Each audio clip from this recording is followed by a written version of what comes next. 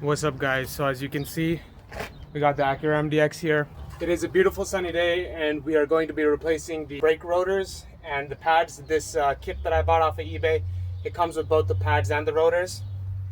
You can get a closer look here. You can see why I'm going to be replacing the brake rotor.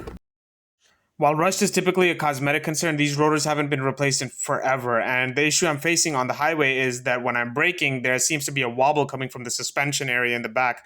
And I know it's not the suspension, it's entirely the rotors, so these gotta go. What I want to do before we actually get to the brake pads and rotors, I like to come up here to the master cylinder and open up this, the brake fluid reservoir. It helps air it out a little bit once you actually remove the brakes.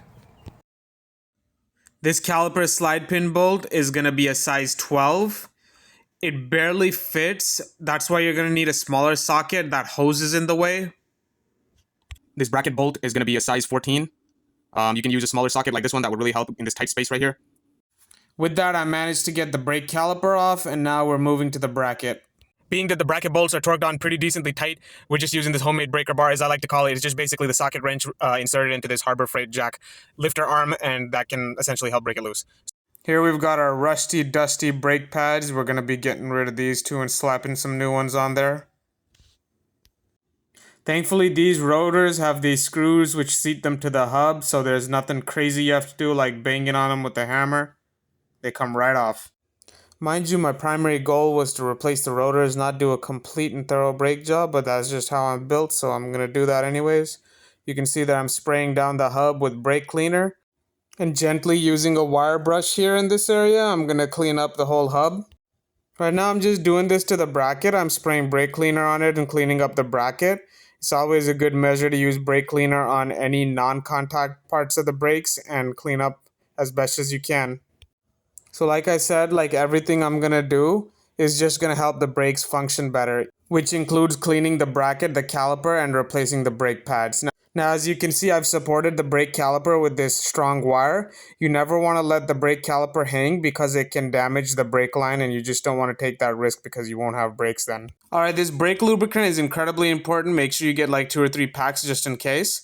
You're going to need them. This dust boot here from the old brake rotor, I'm taking it off so I can put it onto the new brake rotor. It's not incredibly important or anything. It's just one of those things that's nice to do. So I'm just rinsing down the new rotor with brake cleaner because there's a thin layer of grease that you want to get off. I've got the new rotor fitted onto the wheel hub here, and using a single lug, we're going to hold it in place. That way when we're working on our brakes here, it doesn't rattle and move around. Using our brake grease here, we're going to apply some to the anti-rattle brake pad clips here with a paintbrush. It helps from keeping your hands get messy with brake grease. A little bit of an important step to take so that your brake pads don't shake. After seating them onto the bracket, I'm going to be putting some grease onto the side where the brake pad is going to slide into. Once again, it'll just make it easier for the brake to slide in and out when you press on them.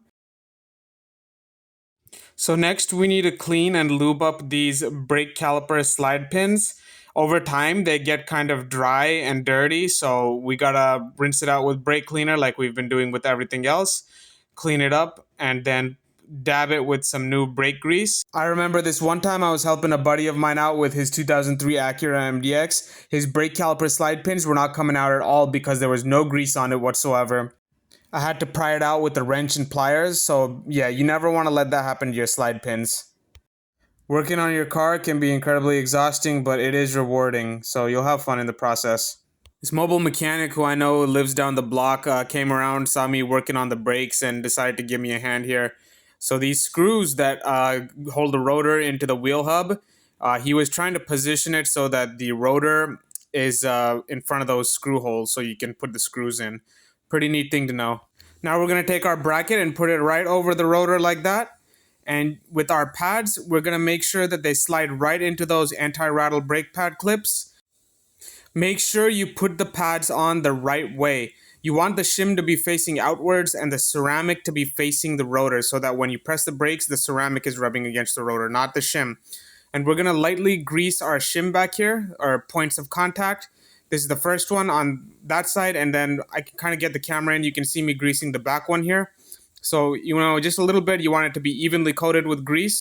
Before putting our caliper back on, we need to push the caliper piston back in using this brake caliper compression tool that you can rent for free from AutoZone or O'Reilly's. It's pretty easy to use. With the large crescent wrench like this one, you're going to turn that socket all the way so that that plate pushes against the piston. Over time, when your brake pads wear, the piston pushes in closer to those pads. So if you forget this crucial step, your caliper will not go over your brake pads. So we're all done here, and I'm just taking off the compression tool. See how easily it slides over the brake pads? That's how it should be. We can put our caliper slide pin bolts through the caliper and into the caliper slide pins. Putting our screws back into the rotor so that it sits tight. With my torque wrench, I'm going to go ahead and torque these caliper slide pin and bracket bolts according to Acura's spec. The bolts that hold the brake bracket to the steering knuckle are rated for about 74 foot-pounds, and for the caliper slide pins, they are around 17 foot-pounds, so big difference. Make sure you don't over-torque the caliper slide pin bolts because those bolts need to move freely in and out. If you torque them too hard, they can malfunction. With all of that done, literally the last thing to do is just put on the wheel and of course torque the lugs to spec.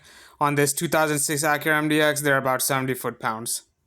Alright guys, so there you saw it. This is the basic brake job. You could skip the whole brake cleaning part, but it's just an extra step to kind of give you a better, braking capability.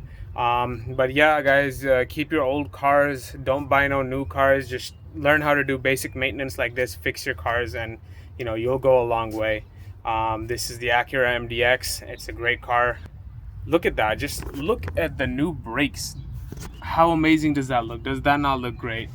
I'm gonna go do it to the other side, and then that's gonna be the end of this video.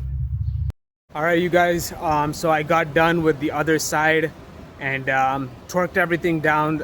Basically same exact steps that I did for the first side, I did the other side. That's how you do your brakes and rotors per axle. It was a lot easier to do the brakes and rotors on this than my 2015 Scion TC, which I sold. If you watched my last couple of videos, I had it with me for a while and ended up just selling it due to complications that would later come with the vehicle that I cannot fix. If you guys appreciated watching this video, do make sure to subscribe to my channel. I make a lot more technician videos like this, and whenever I have something that comes up in my vehicle which I can't fix, I will fix it. I'll do my best. If I'm slacking, I'm going to take it to the mechanic. But that's what this channel is about. It's about helping others figure out their car problems and how to fix it. And what I'm doing is one step at a time. Anybody else who has an Acura MDX, they can see how they do the brakes or like the struts, changing oil, for example. I do have a short on oil change. I'm going to be doing spark plugs here pretty soon, so that's another thing video I'm planning to make. But thank you guys for watching. As always, try to work on your own vehicles yourself. There's a lot of other people who are on YouTube making these kind of content to save y'all money, to help y'all out. Going to the technician, going to the mechanic nowadays costs hundreds of dollars, especially if they're not an honest mechanic. Especially if it's the first time going, they'll try to scam you. If you have an honest mechanic, somebody that he himself is not going to be doing himself a favor by cutting himself short and giving you a discount. The best discount you can give yourself for your vehicle is when you learn how to work on it yourself.